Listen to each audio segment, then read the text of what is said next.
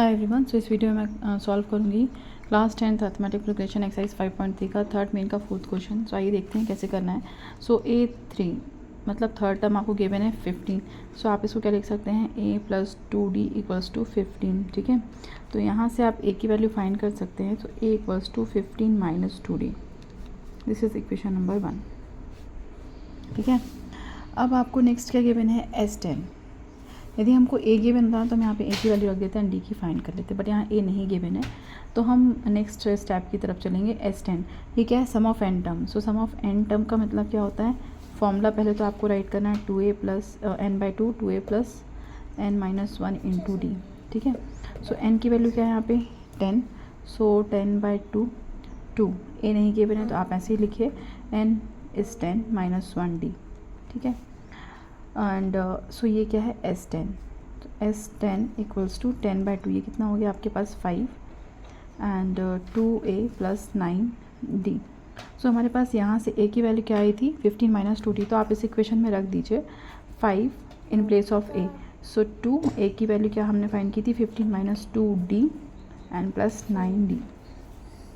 तो आप देख सकते हैं कि हम इसको सॉल्व कर सकते हैं। आगे ब्रैकेट को सॉल्व कर लीजिए, तो 15 × 2 = 30 एंड 2 × 2 = 4d + 9d = S10। ठीक है, सो S10 की वैल्यू भी गिवन है 125, आप रख दीजिए यहाँ पे।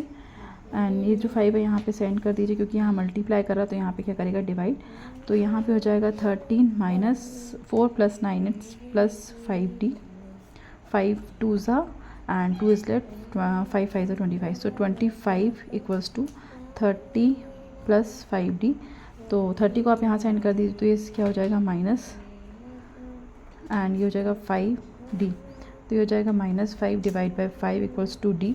सो d की वैल्यू हमारे पास कितनी आ गई -1। ठीक है, तो d की वैल्यू फाइंड करनी थी, हमारे पास कितनी आ गई -1।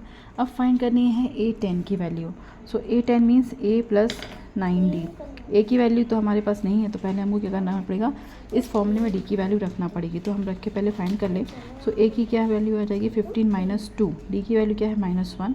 सो 15 - + 2 × 1 = 2, तो ये आ गई 17। ठीक है, तो हमें फाइंड करना था क्या A10। सो A10 को हम लिख सकते हैं a + 9d and a + 9d। So a की वैल्यू हमने क्या फाइंड की है 17 + 9 की एंड 1 -1, तो ये हो जाएगा आपका 17 + -9 1 = 9। सो A10 की वैल्यू हो जाएगी 17 - 9, 17 - 9 इज़, तो ये आ जाएगी आपकी 8।